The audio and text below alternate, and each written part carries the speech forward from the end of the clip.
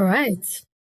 Welcome to the Female Dating Strategy, the meanest female-only podcast on the internet.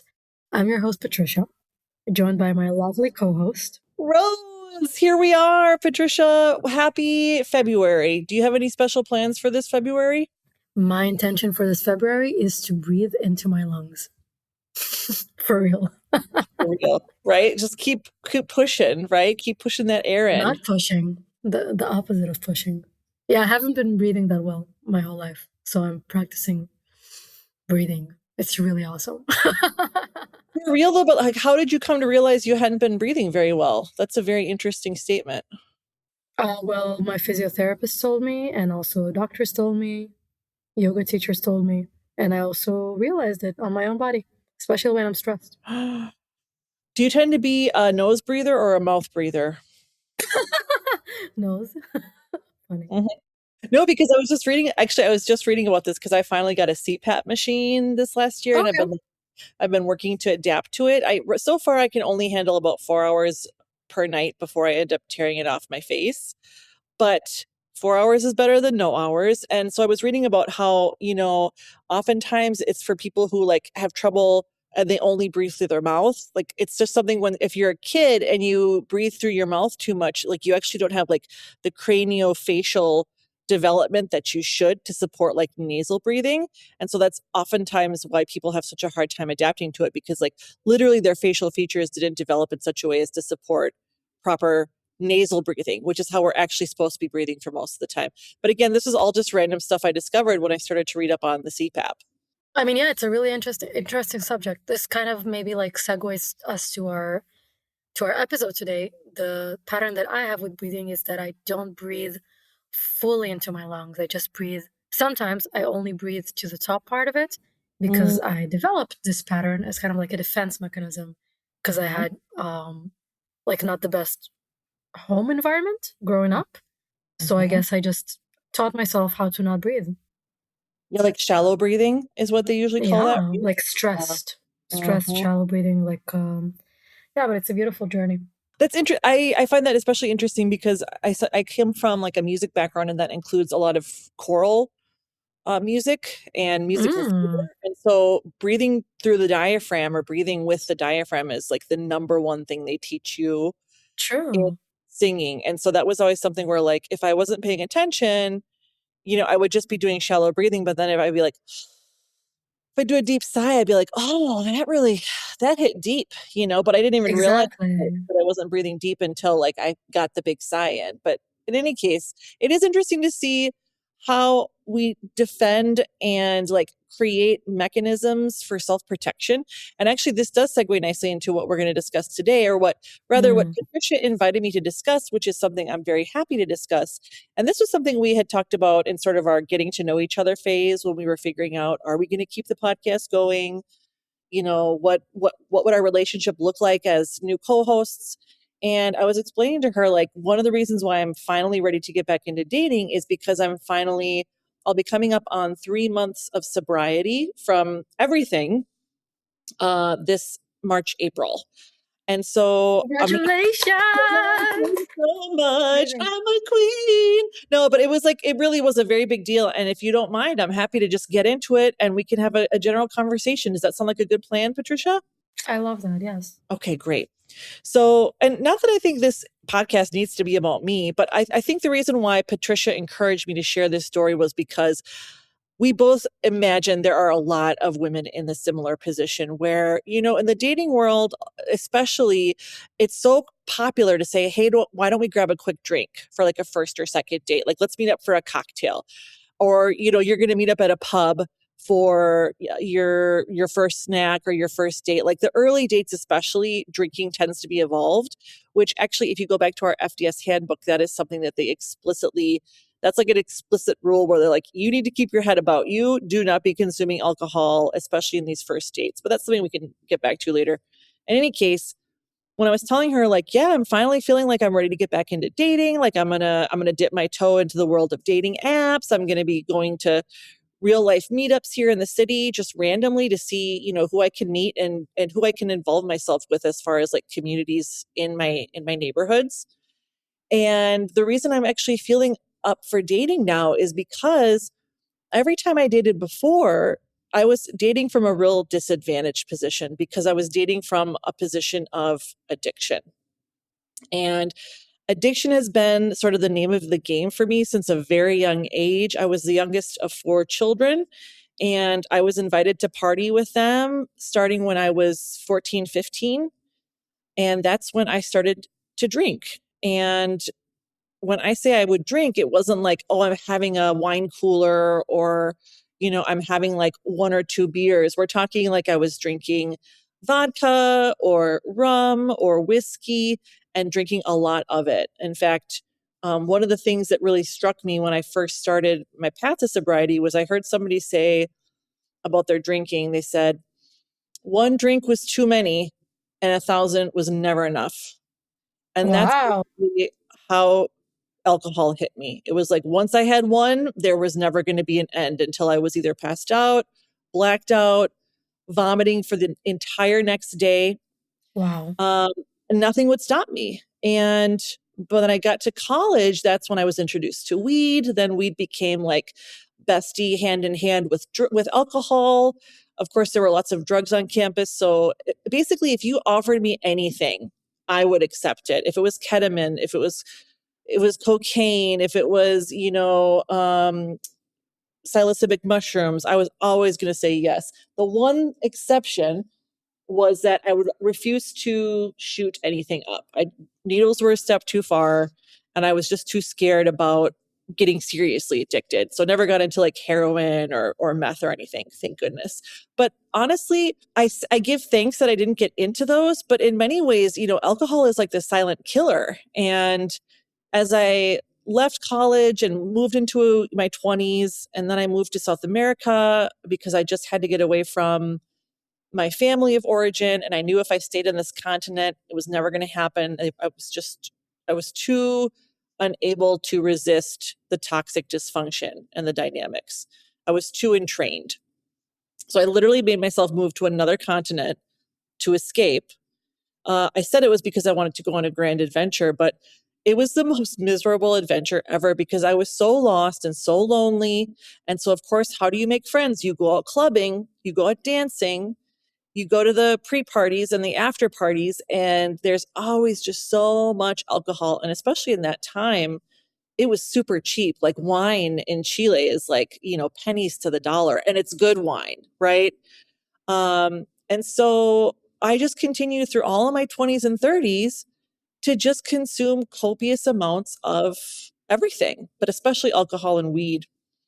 And none of this stopped in the slightest, not even when I did like my research trips overseas for my PhD. Like there was never a time when I just stopped and was sober. So to me, that was just me like living a fun party girl lifestyle, right? Like that was me just being a good time. And of course, I was one of those people who was super fun when I was drunk or high. Like I was always the center of the party and of attention, and people wanted to hang out with me, and people were always inviting me out. They were treating me. They'd take me out, right? They'd offer to have it be on them because I was just such a good time. But what I didn't understand really was sort of the long-term effects of what this was doing to me. And when I got a therapist in my 30s, when I was starting the PhD, I finally had access to really good quality mental health care. And I lucked out in that the first person I matched with was the best person for me ever. And she would bring it up from time to time and ask about it, but that was sort of like that was the hard line where I was like, my life is hard. I have so few pleasures. This is one of the few things that really just like lets me relax, like all of the addict's excuses, right? And Paula knew, my therapist knew, like there was just no getting around it at that point. So she wasn't going to push it. We pivoted to other things because there was plenty of stuff to look at. Now, all of this really came to a head when I went home for my mom's final year of life. She was dying from cancer. She was alone. And I was told by her brothers, like, your mom really needs some help. You should come home. So I did. And I was really glad I did. Like, I never regretted it for a moment. We had a really beautiful, almost sacred kind of last year together. It was amazing conversations, just like there for one another. But oh my gosh, did my drinking ramp up, and as did my consumption of weed. And then, of course, cigarettes were also in the picture at this point, because when you smoke weed, the smokers are out there, and all of a sudden you're like, well, I'll try a cigarette. And then it just, it's just like, it never gets better. That's what I noticed from like after I finally got sober. It was never going to get better. My habits were never going to improve. At first I'd be like, I'll just drink on the weekends. And then it was like, well, Thursday's like the weekend eve. So I'll start on Thursdays. And then it was like, oh, but I'm going out to dinner with my friends on Wednesday. So when I go out to eat with my friends on like Monday or Tuesday, then I'll have a drink. But then it was like, well, I just had a really hard day, so it can't hurt. You know what I mean? Like it only ever devolves when you're in an addictive relationship with substances. So by the time I had that last year with my mom, she passed. It was a really hard year in that like nobody in the family wanted anything to do with the process of caring for her or even just checking in on me. I didn't have a single phone call from any one of the three siblings that I then claimed. Not once did they ever call me and just say like, how are you? Can I sub for a weekend? Can I come in? Can I cook a meal? It was just like absolute radio silence. And that has a lot to do with like the toxic dysfunction that is my family, but it was really hard at the time to just feel so alone, and to be grieving sort of in real time the loss of my beloved mother, who was really my only family.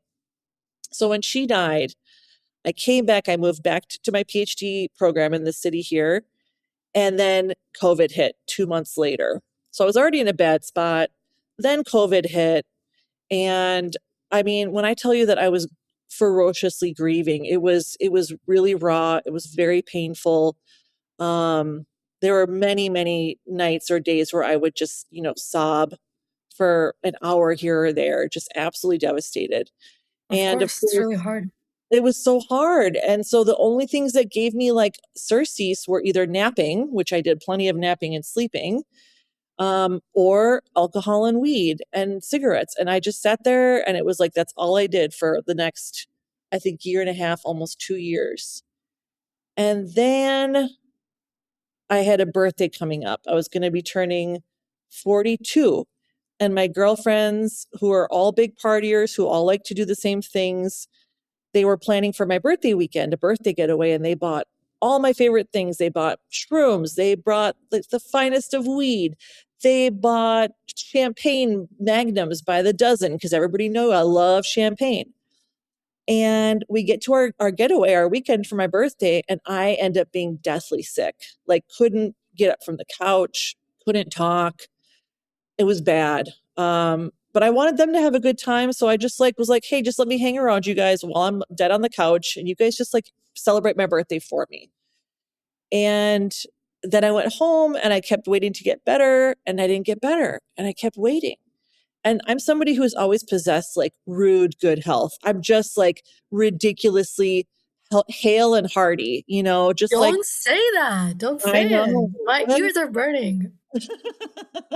I just can't believe, especially as I've gotten older, I've seen friends like with cancer or chronic conditions, or they get migraines, or they've got arthritis. And I'm like over here just twiddling my thumbs, like happy as a horse. And so all this is to say, when I didn't get better, I really started to get scared. I was like, what if I've completely annihilated my immune system? What if with my negligence and my neglect and my like active self-harm, what if I've actually ruined my health, and now this is going to be the rest of my life?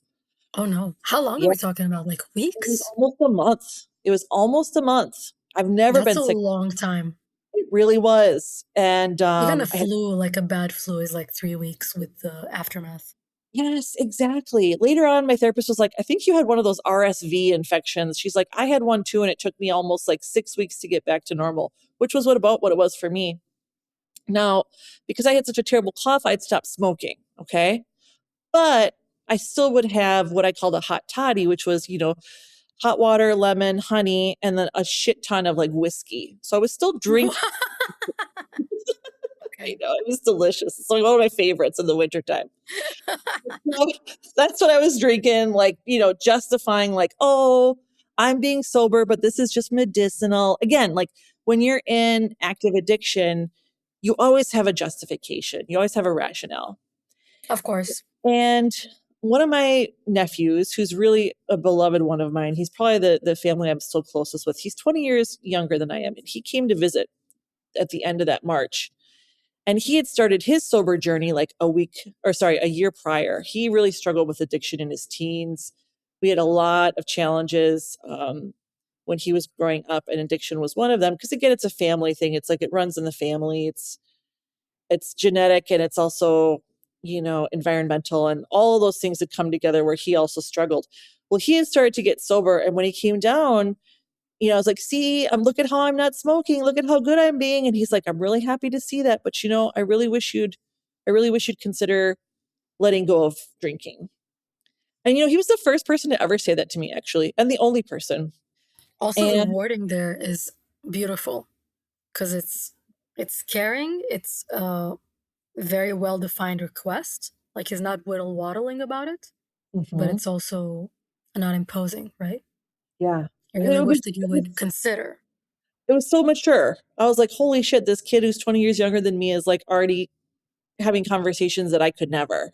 And so when he left, I was like, well, I guess, I've already gone 4 weeks without weed. Like, let's just throw alcohol into that pot and let's try doing it without alcohol as well.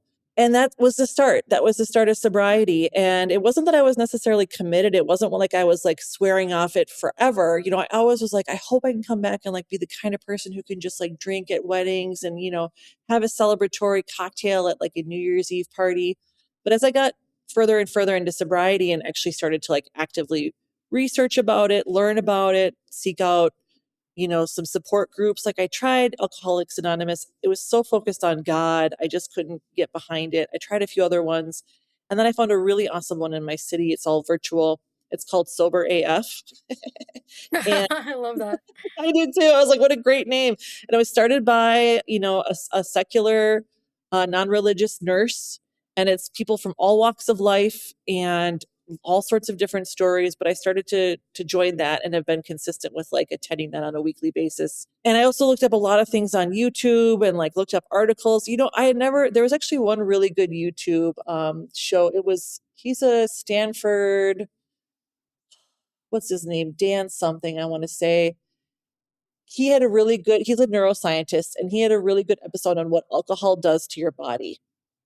And Patricia, I never questioned once what actually happened in the body when I took a drink. Have you ever looked into that actually? No, but I do know that alcohol is the only drug that damages all of the body systems. That's what I know. Mm-hmm. Mm-hmm. Yeah, that's a great start. That's great. But there was so much more to it that I had no idea. And I'm somebody who prides myself on being really intellectual and very academically inclined.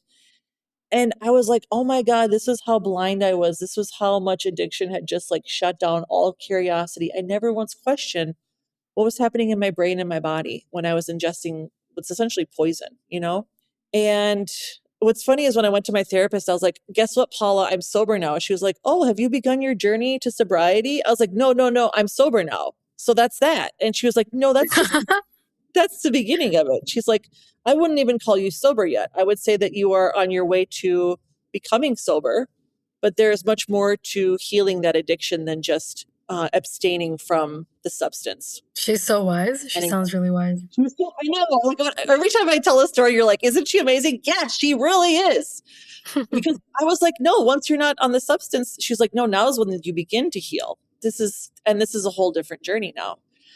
And actually, And also, I do want to jump in and say that you're saying how these resources helped you, the support group and those YouTube videos, but it only helped you because you got the answer because you had a question. You know what I mean? You absolutely. could have been exposed to that information in a different setting and it would just like pass by you. Or even Mhm, worse, like I smoked all my life, like very, very rarely. mhm, Only when I drink, but I don't have a drinking problem. I struggle with other things that I may share later. mhm, But what I'm trying to say is that I had a short period where I smoked a lot more and I had like a problematic period. mhm, And in that time, if people would talk to me or if there would be like a conversation being struck about how damaging cigarettes are, I would listen, contribute, and then immediately, you want to guess? You can have a smoke. Go and have a cigarette. Yeah. Because it creates tension and you want to alleviate the tension. So you drinking in what you got from these resources is not because you were exposed to the resources, it's because you already had the determination and the wish Mhm. to change something. Yes, absolutely. I had to be ready to make the change for it to happen, right? Which is why if you're somebody who's codependent on somebody who's, abusing substances, like there's no point. It's absolutely, there's nothing you can ever do to change an addict's mind. There's no rationale, there's no logic, there's no reason, there's no argument that will ever change an addict's mind. It has to come from within. Exactly. And that's a very hard truth for people, and actually that was one of the final conversations when my therapist and I were coming to the end of our relationship, our professional one. We were kind of doing a retrospective of the work we had done over the years, and like, congratulating ourselves and looking at where we could still grow. And what she said to me, she was like, Rose, you already had accomplished so much healing and work on your own. I was already so proud of you, but I just wasn't sure if you'd ever be able to make the hurdle with your addictions. I really just genuinely didn't know if that was going to be in the cards for you. And I had to accept that you had already done so much work that was already notable and an accomplishment in and of itself. And there was nothing further I could do to have you confront that relationship. She's like, I think this is the biggest success for you yet. The fact that you've finally approached your addictive behavior and decided to do something about it. She's like, it's the biggest thing yet. Which felt really good, right? Because like we have done some serious work, but I But was, that's exactly it, isn't it? Like maybe yeah, I'm jumping the gun a little bit, but no, I mean, addiction is always, there's a strong force from within that is driving the addiction. And it's like, I don't know, a vast pit of darkness or something. And yes, if you are alleviating that, if you are like subsiding that driving force, then you are more able to deal with the addiction. Otherwise, you can never, right? exactly. Yeah, I think the work we had done in the previous, 7, 8, 9 years had been the scaffolding that I needed to finally have the foundation where I could address the addiction. I don't think it could have happened in any other way. Especially because, by the time I decided to get sober, we're talking 27 years of hard use. And sometimes it's hard for me not to look back and be like, what would my life be like? But I can't look back. I can only look forward. I still had an amazing 20s and 30s. Like I still did amazing things. And I'm glad I wasn't just sitting at home, like hitting the bottle. But of course it affected my growth and development. How could it not? It's like a crippled part of me, held me back through all those decades. And so once I finally was like, okay, I'm sober now, I'm going to really commit to this, I'm going to see what I can do, I was extremely elated to learn that I didn't miss it in the slightest, Patricia. Now, this is not always the case. In fact, it's often not. A lot of stories I hear in addiction recovery is about how much people struggle, how desperate they are to pour themselves a glass or just light up a bowl, or like it's a daily constant struggle of temptation for them, and I have such empathy for them. I can't imagine, because what's made sobriety so achievable for me has been the fact that I actually don't miss any of it. I can't believe it. My whole life was like, the whole reason for existing was to give myself these rewards and to have, like, these indulgences, these vices. They're what really gave me pleasure. They were like my escape from the cruel world. And then I stopped ingesting them and I'm like, wait, it's just crickets. Like I'm totally fine without any of it, which is really still mind blowing to me. Like, how was I so invested for 27 years in something which, once I gave it up, I didn't miss it for a moment? It's a real That mind fuck. really is amazing. Yeah, it is. So, like, in that sense, I really think sobriety has been a gift to me, because I just hadn't realized how much I actually like my life as it is. I really loved your wording when you were saying this. You were very extremely elated. And it's elating me to hear that. That's so, so cool. I just, I still can't get over it. And so anytime when people are like, well, are you sure? Like I went to France the other year and my friends were like, you're really not gonna have any champagne while you're in France? I'm like, you guys, I have swum in oceans of champagne. I I have remember that terrible movie? I've like had enough champagne to fill the Nile, like I don't need any more champagne for the rest of my life. And my trip to France was fantastic. And I was like, life is too good right now for me to chance it on something that I know only ever brought me down before. Like, why would I even take that risk And when it's I exactly don't? like you said at the I guess more in the beginning. It's about a relationship that you have with a substance. Because Mhm. it's basically a breakup. Like it's a breakup from it's a Yeah, cut off from a toxic relationship. that's a really good way of putting it. Yes, 100%, a hundred I mean, percent. And yeah, generally, I think it's I should look up who coined this framework, but it's like I think it's a very helpful framework to look at our relationship with substances. Like I have some substances that I use, and I have a healthy relationship with them. Like for instance, I just drank half a beer, and mm, that's not a problem for me. no, However, I did have a period in my life where I had a really bad relationship with weed. Like it was detrimental to my mental health, like actually really detrimental, like hurting, like damaging my life. mhm, And I couldn't stop. And I was doing the same thing that you described before. This kind of like, okay, I see that when I smoke weed in like social settings with people that I'm not very familiar with or comfortable with, then I get paranoid. So I'm only going to smoke with good friends. And mhm, then I go to a birthday party of my best friend, but there are people there that I don't know, and they pass around a blunt, and I just cannot resist. So I make an excuse, right? I'm saying to myself, well, most of the people here I know very well. And, the new people are like good friends. And then I mhm, smoke and then I get paranoid and et cetera, et cetera. And at some point, it just got really bad. And my boyfriend at the time already told me, like, in a very caring way, like, I think you should consider quitting because he witnessed firsthand, like, how it is when I'm paranoid. And then I remember the day. It was like January 12th, 2021. And that was the day that I decided to quit. And indeed, there were like some things that I did. I was,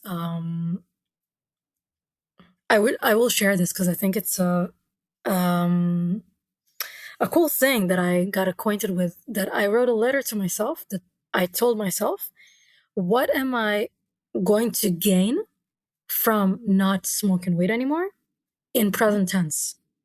So it was like, mhm, I'm so happy that weed is not a part of my life anymore. Now I have so much space in my head to think about other things that are interesting, except for when are they going to pass the blunt? When are they going to pass the blunt? I have so much more free time. I have so much more energy.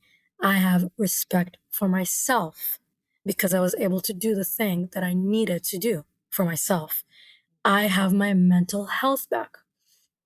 And then because I was so afraid that I'm gonna be in that situation where the blunt was passed and I'm just gonna forget about everything, I also did like lately I learned that what I was doing is mental rehearsing. I was mentally rehearsing. I was imagining like I'm sitting somewhere, somebody passes me the blunt, and I say no thank you or I pass it on. And in that moment, instead of thinking of what I'm giving up, like the nice taste, the nice smell, the fuzz in my brain, I'm thinking about all the things that I'm gaining, which I wrote in the letter, which is like much more substantial, right? Respect for yourself, mental health, so much more substantial than a little fuzz in your head. And mhm. to this day, I mean, most people like already know that I don't smoke and they don't pass it to me. But whenever somebody passes me a blunt and I pass it on, I swear I have a dopamine rush because it makes me feel so good to not smoke. And I don't miss it at all. I'm really happy. And I support like whoever has good relationship with weed. I didn't. And Mhm. it makes me feel elated that I don't miss it. And that's the thing, like, I feel like you said, have all the respect for people who can have healthy relationships with substances. It just was never gonna be me, and that was a really hard truth to wrap my head around. Like, why couldn't it be me? Why couldn't I be someone who just had half a beer and that was enough? But sometimes there are questions you can't answer, you just have to accept the facts as they lay. And the other thing, the other thing that really made an impact with this sobriety move was it gave me the clarity to accept that the relatives that I had left in my immediate family, the two brothers and the one sister, I had to accept that they were never gonna be the family to me that I wanted them to be. And this was a huge thing because one of the ways in which we would hang out, one of the only things that we would ever do if we were together, we would always smoke and drink together. That was our activity as brothers and sisters. Oh, wow. Uh-huh. And when I was able to abstain, it's like a lot of scales fell from my eyes, and I really kind of saw myself, I saw myself in a different light, and I also saw our relationship and the limitations they had. And that was really Absolutely. important for me because I was only ever going to keep self-harming if I kept them in my life, because the terms of our relationship were only ever about addiction and dysfunction. I And mean, all these substances, they are numbing, right? They are diffusing uh, or kind of like gauzing. I don't know if I can use that as a verb, but like yeah, they're numbing us, right? They're making reality, they're taking the edge off. Like there's a reason for that saying. And even before you said that, you realize that like that's a very hard thing to realize, that your siblings cannot be the family that you want them to be. Like that is a very sobering realization. You know what I mean? Because it's very sober in the sense like it's bleak in a way. It's just what it yeah, is. yeah, And I can totally understand that, you know, we use substances sometimes in a way that is unhealthy to escape from something. There is a reason for it. yep, It doesn't come from it doesn't no, come from thin air. It comes from somewhere, yeah. from the dark abyss. It is a dark abyss. It really is. It's a black hole is what I would call it. Um, because no light escapes, right? And that's what it feels like. And so yeah, I like that you said sobering. It was a very sobering realization. It's still sobering to this day. It's still painful. It's still very bleak to me because I'm somebody who's very family oriented. I have a lot of love to give. But when my mom died, that was the end of that family. And so with giving up addictions and substances, I finally had the clarity of mind to see what it actually was, what the relationship actually was. And it was never going to be anything that served me. It was only ever going to be something that harmed me. And I hate that that's the way it is, but it is. That's what it is. It And sounds so really painful, Rose. That sounds it, like a really, really painful thing to realize and just a situation to be in.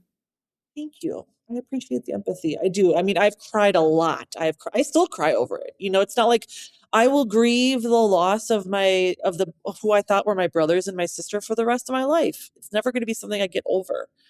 But Mhm. but it's something I have to move beyond, right? And being sober has given me it's taught me the skills and the tools I need to create a life that is meaningful and beautiful and joyful for myself. And that's what I have now. And that was the thing with breaking up with substances and accepting my family for what we are. That's when everything in my life changed for the better. I mean, I like quintupled my salary earnings. I bought myself a house.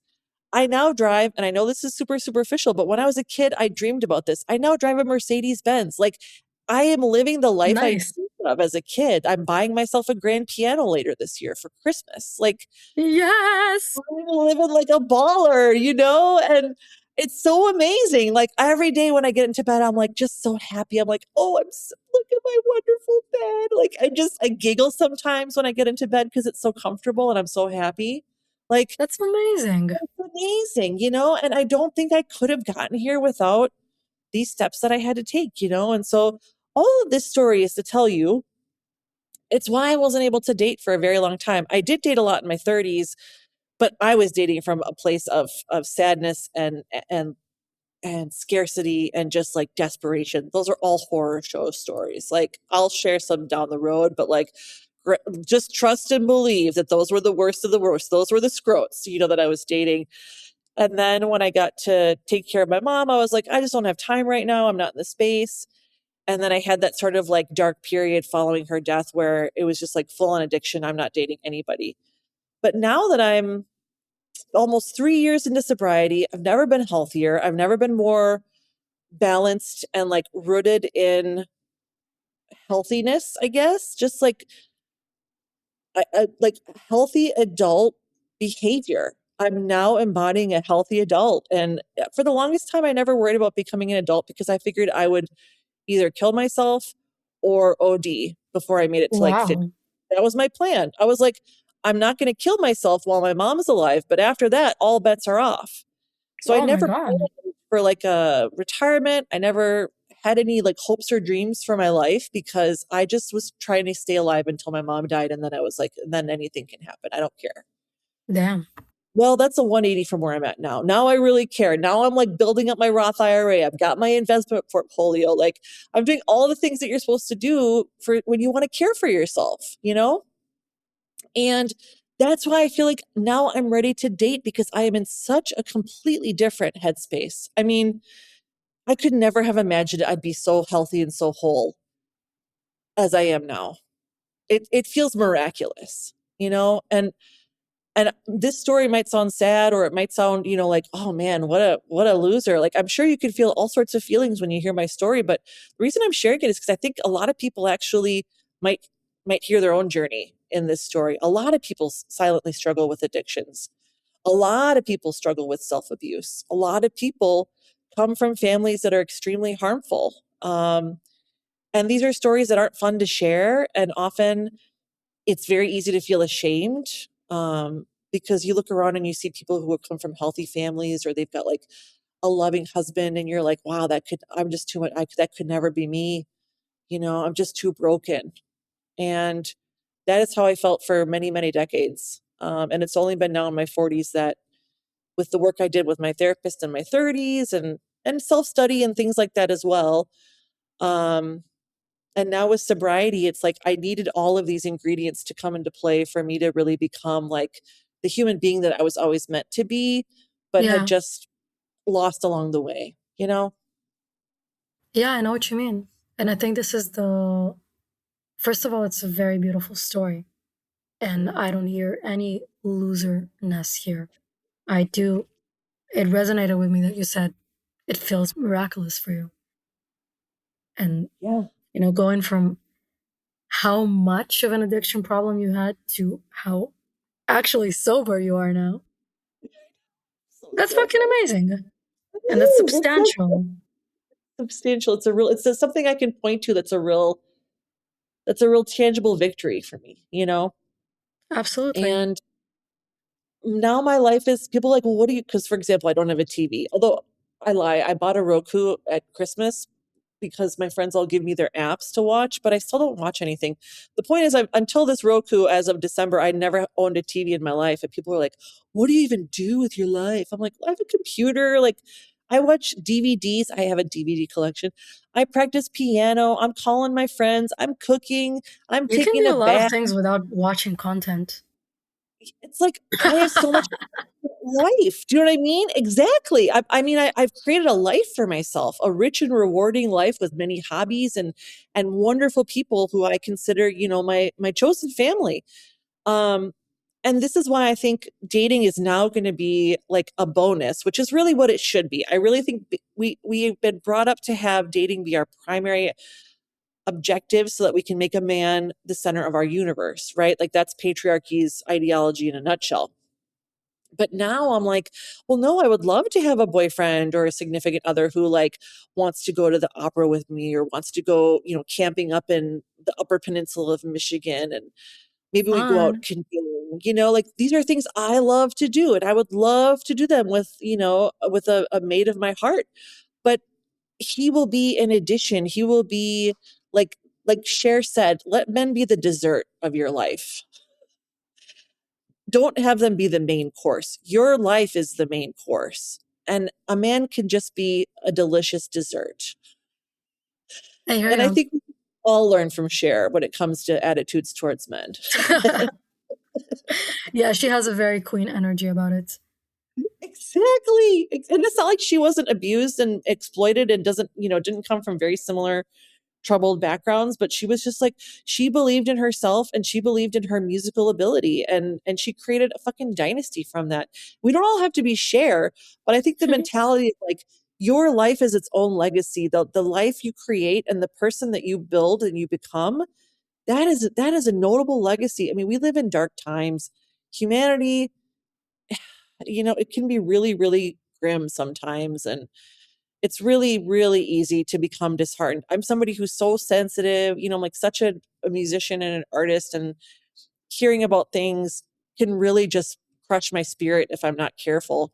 But Rose, I there's am a going to stop you here because I wanted to take the zoom out to a different direction, and I think you'll like it. In okay, Is that okay? absolutely. So it's not only a beautiful story, but also as a zoom out. So I think a lot of people have, yes, addiction problems, but also on a larger scale, a lot of people, a lot of women deal with things that make them engage with romantic relationships in a way that is unhealthy for a big chunk of their lives. And I can also say about myself that it took me a long time to come to a place where I can see that I'm engaging in romantic relationships in a way that is healthy. It took me a long, long fucking time. I look back at like things that I did in the past, like boyfriends that loved me that I dumped because I couldn't be loved. People that were really not good for me that I really tried to date or pursue.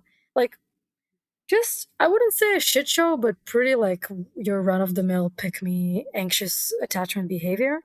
And it took me like I wouldn't say a lifetime, but a third of a lifetime to figure this stuff out. And I think in this context, it is very relatable, even for people who didn't go through an addiction issue, that sometimes it takes you a while to indeed become the person that you were meant to be and to approach dating in a way that is healthy and in a way that is balanced and to come to it from the place that you want to, which is to relate to the other gender from a place of care, happiness, joy, right? Not out of I'm leaning on you to supply meaning for my existence, which is what happens when we're deeply unbalanced. And I think from that standpoint, it's very relatable. I also have a friend who battled with a a really serious eating disorder, which also has like similar aspects in the way that it takes a hold of the spirit. And she had this eating disorder for 20 years, and now she's recovered for the last year and a half. And it's amazing to hear her talk about it. But indeed, like she never approached dating from a place of strength. She always felt like she's damaged goods because she's hiding something. She's always coming in hiding something. So this is just one example, but I think a lot of people can relate with that. With sometimes it takes you time to honestly get rid of all of the sorry shit that life put on you and really unhealthy patterns in which we exist in order to survive. Because sometimes childhoods are not pleasant, not safe, and we don't always have the support that we need. And then we develop all kinds of like really, really unhealthy patterns. Like I taught myself how not to breathe. And now I'm learning to breathe and it feels great.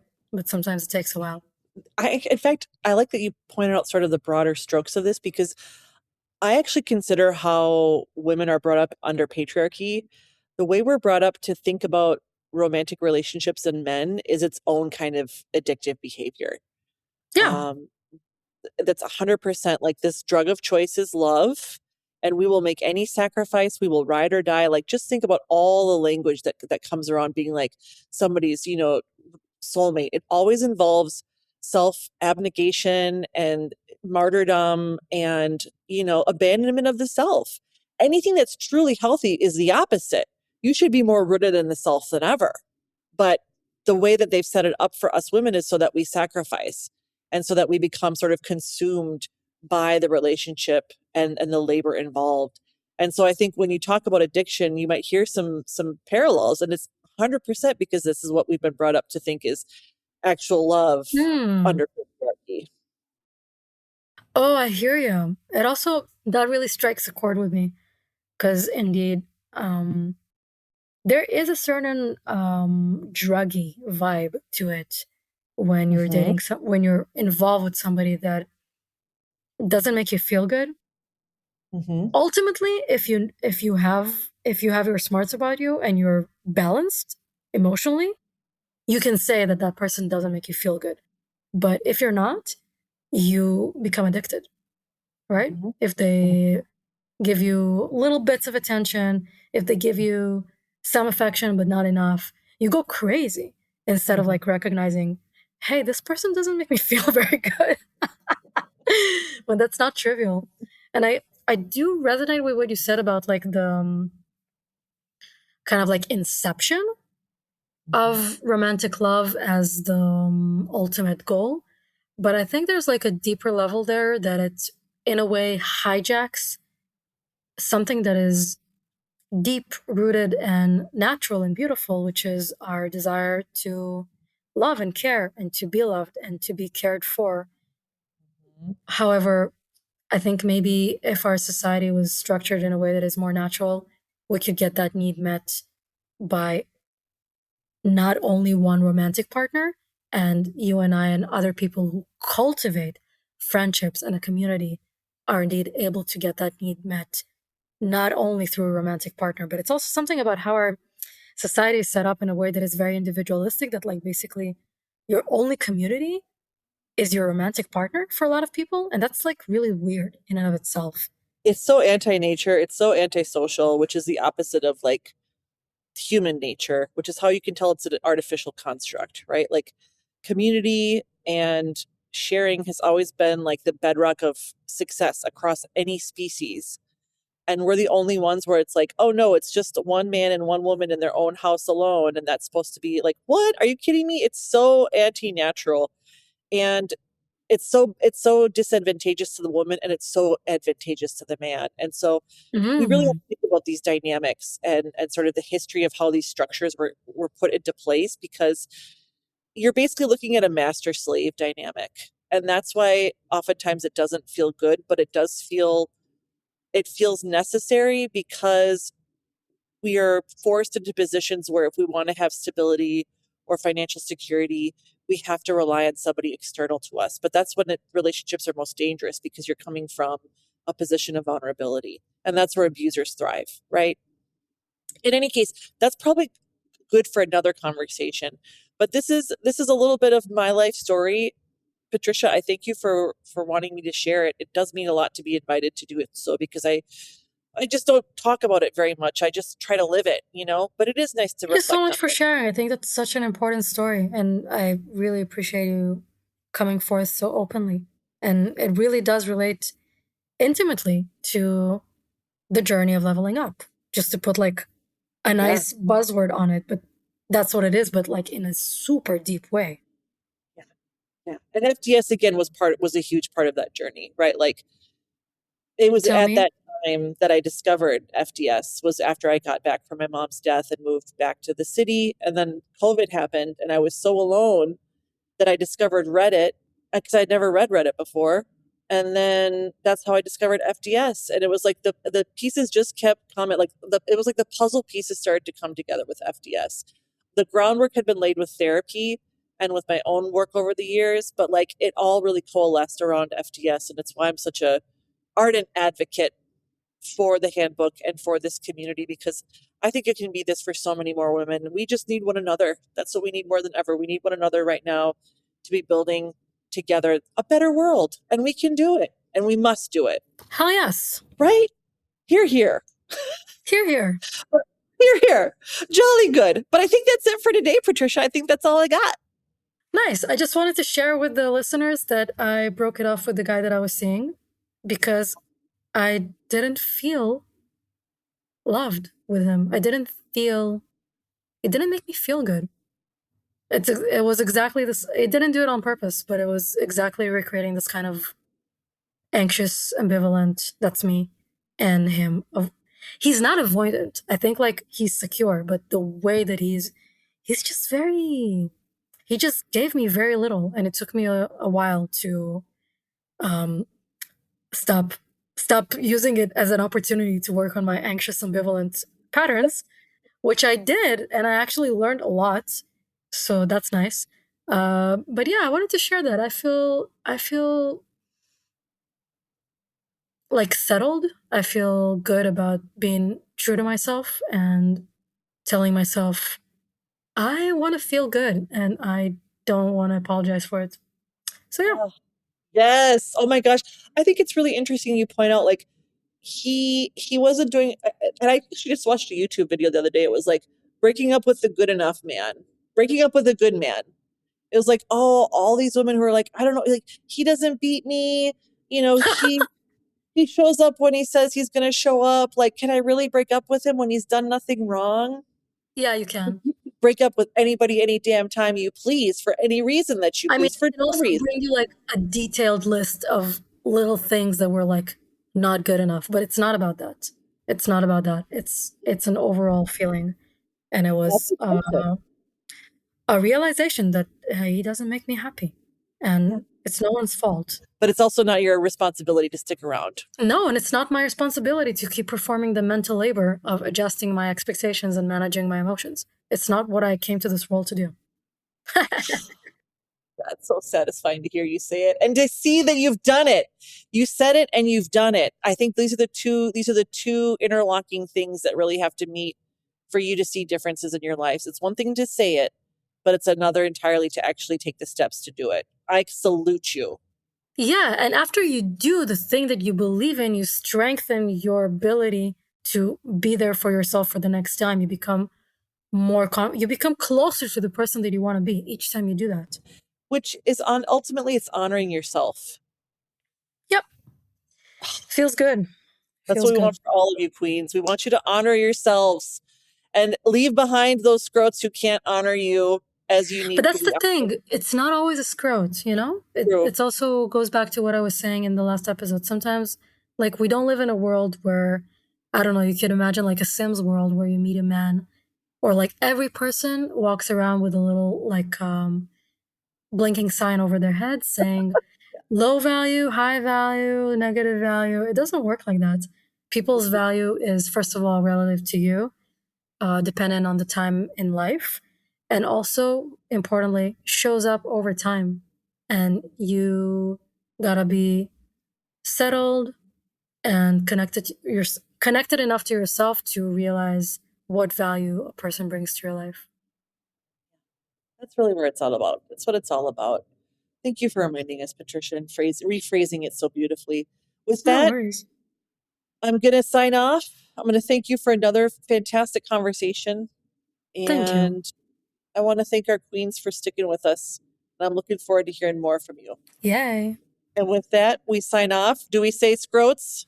I feel like we can leave them aside for now. I don't know. I don't feel like it today. And queens, we honor you. We salute you. And we'll see you next week. Yes. See you in 2 weeks. Bye-bye.